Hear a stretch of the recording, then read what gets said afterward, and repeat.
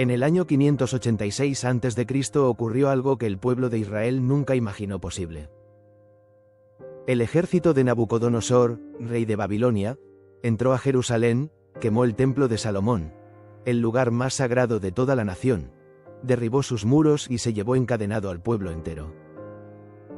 El templo destruido. La ciudad en cenizas. El pueblo en el exilio. Y en medio de todo ese caos surge una pregunta que debió atormentar a cada israelita que caminaba encadenado hacia Babilonia: ¿sobrevivió la palabra de Dios?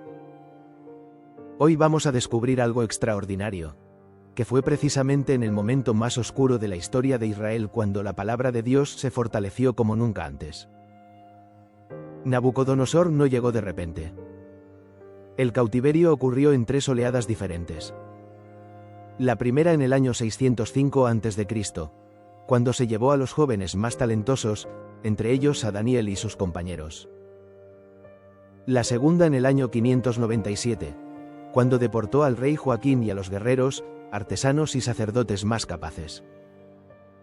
Y la tercera y más devastadora en el año 586, cuando destruyó completamente Jerusalén, quemó el templo y se llevó al resto del pueblo. ¿Qué se perdió? El templo físico.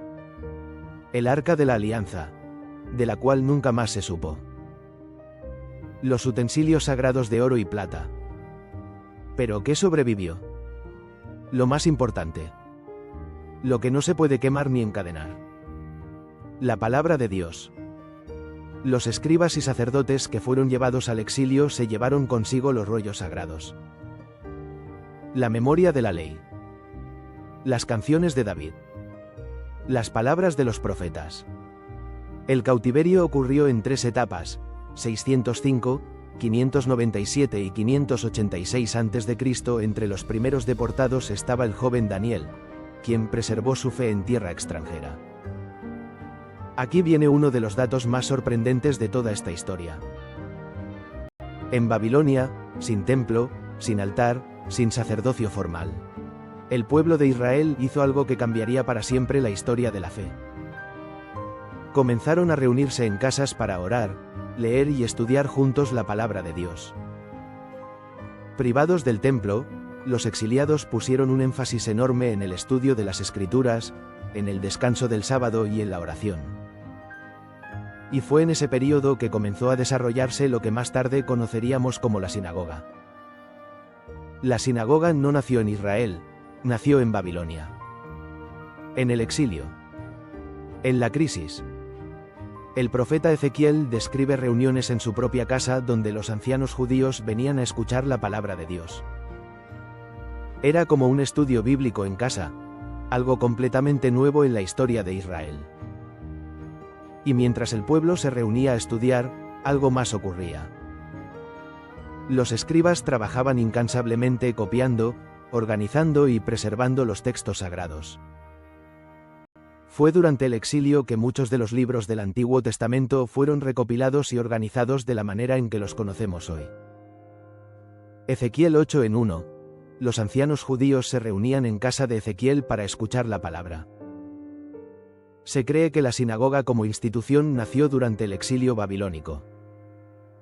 En medio del exilio Dios no se calló. Siguió hablando, y levantó profetas extraordinarios precisamente en ese momento de crisis. Jeremías, que se quedó en Jerusalén destruida, escribió las Lamentaciones, uno de los textos más desgarradores y honestos de toda la Biblia.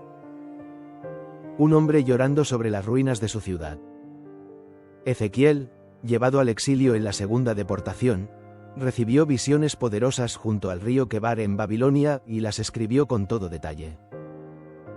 Daniel, deportado desde joven, se mantuvo fiel a Dios en la corte del rey más poderoso del mundo y recibió revelaciones proféticas que se extienden hasta el fin de los tiempos. Y hay algo que estos 3 profetas tienen en común: todos escribieron. Todos pusieron por escrito lo que Dios les revelaba. El exilio no silenció la voz de Dios. La amplificó. Y cada palabra quedó registrada en rollos que los escribas cuidaron con su vida. Jeremías, Ezequiel y Daniel son los tres grandes profetas del período del exilio. El libro de Daniel fue escrito en Babilonia, en el corazón del imperio que destruyó el templo. Jeremías había profetizado que el exilio duraría 70 años. Y así fue. En el año 539 a.C., Ciro el Grande de Persia conquistó Babilonia sin casi resistencia. Y al año siguiente hizo algo que nadie esperaba de un rey conquistador. Emitió un decreto, el famoso Edicto de Ciro, que permitía a todos los pueblos deportados regresar a sus tierras y reconstruir sus templos. La Biblia dice algo extraordinario sobre esto.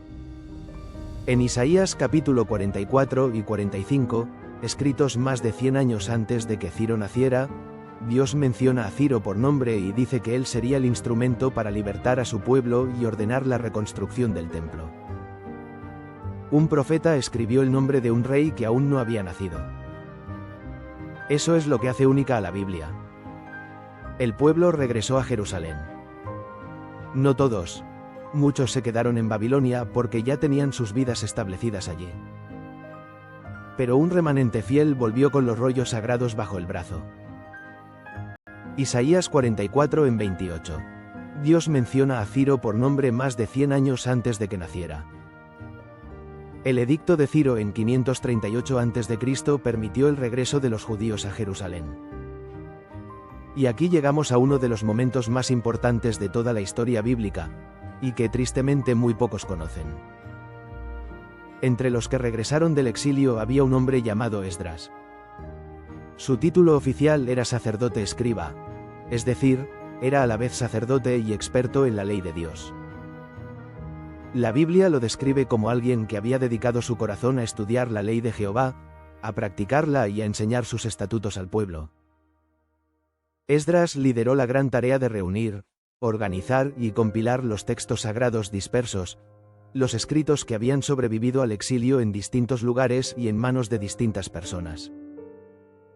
Y cuando terminó esa labor, hizo algo que es uno de los momentos más poderosos de todo el Antiguo Testamento.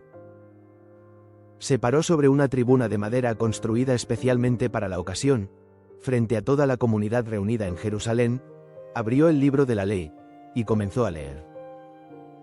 La Biblia dice que todo el pueblo escuchaba de pie con atención. Cuando Esdras abrió el libro, el pueblo entero se puso de pie. Cuando Esdras bendijo al Señor, el pueblo respondió con las manos levantadas, Amén, Amén. Y luego se inclinaron y adoraron al Señor, rostro en tierra. ¿Por qué tanta emoción? Porque muchos de ellos nunca habían escuchado la palabra de Dios leída en voz alta. Habían nacido en el exilio. Habían crecido sin templo, sin sacerdotes que enseñaran. Y ese día, en Jerusalén reconstruida, la palabra de Dios sonó de nuevo ante su pueblo. Y el pueblo lloró. Esdras 7 y 10 de la mañana. Esdras dedicó su corazón a estudiar, practicar y enseñar la ley de Dios. Nehemías 8 en 5-6. Todo el pueblo se puso de pie cuando Esdras abrió el libro de la ley. Lo que hemos recorrido hoy es una lección que va más allá de la historia. El fuego de Nabucodonosor destruyó el templo. Las cadenas del exilio llevaron al pueblo lejos de su tierra. Pero no pudieron destruir la palabra de Dios. Al contrario, fue en el exilio donde el pueblo aprendió a valorarla como nunca antes. Fue en la crisis donde nacieron las sinagogas, donde los profetas escribieron sus mensajes más poderosos, donde los escribas trabajaron con más dedicación. Y cuando Esdras abrió el libro y el pueblo lloró, no lloraban solo de emoción. Lloraban porque entendían lo que casi se pierde, lo que casi se olvidó, lo que el fuego casi destruyó. Hay algo que este recorrido nos enseña con claridad. La palabra de Dios ha sobrevivido imperios, exilios, destrucciones y siglos de olvido. No porque los hombres la hayan cuidado perfectamente, muchas veces no lo hicieron, sino porque Dios mismo se ha encargado de que llegue hasta nosotros. En el próximo vídeo vamos a ver qué pasó después del regreso del exilio, cómo los escribas organizaron definitivamente los textos sagrados y qué libros quedaron fuera de ese canon y por qué. Suscríbete al canal y activa la campanita para no perderte ese episodio. Esto es Entre Líneas, indagando la palabra.